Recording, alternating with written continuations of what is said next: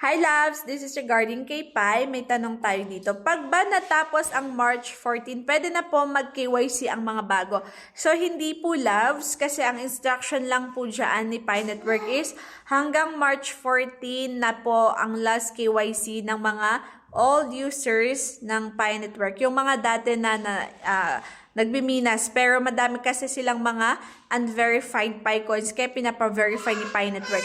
Pero sa mga bago, kailangan nyo kasing magminas daw ng 1 to 30 days, straight 1 to 30 days sa Pi Network account nyo and bago kayo magkaroon ng KYC. Pero still, hindi natin alam kasi tignan natin February 20 nagka-launch ng price si Pi Network. So mga March 21.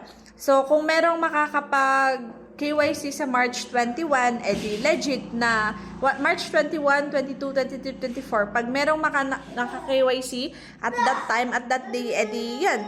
Legit yung magminas ng everyday mining, straight mining. Tapos, yan. Kasi ngayon, wala pang slot, no? Yung iba, pinipilit mag-KYC. Pero hindi kasi pwede mag-KYC ngayon kasi lalo na bagong user kayo. Ang gusto ni Pai, magminas muna kayo straight 30 days talaga.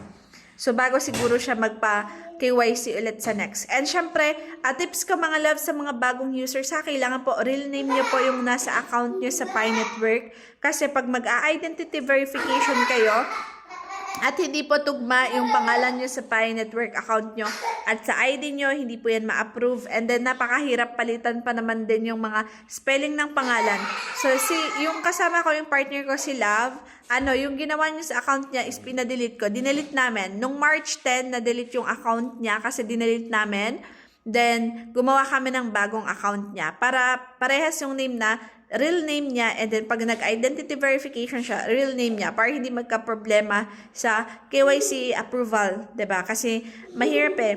Tsaka lalo na hindi mabilis po yung response ni Pi Network app, no? Medyo hindi pa masyado yung mga customer service support niya, ganon. So, kaya ganon, para mas mapadali. So, yan. Tapos, iset up niyo yung account niyo sa profile, tsaka sa mainnet checklist. I-check niyo na yung 1 to 6 sa mainnet checklist.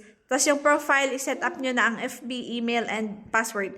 Para, yan, diretso na KYC later on. Para hindi na magka-problema. And make sure, ingatan yung account. Wag basta-basta magsisend ng kung ano-anong account, passphrase sa mga ibang tao. Wag mag-click ng kung ano-anong links kasi yun yung mga isa sa paraan na ginagamit ng mga scammers and hackers sa pag-hack ng account natin sa Pi Network. Kaya nga, ayun, madami ang nawawala ng Pi coins. So, sayang naman yun.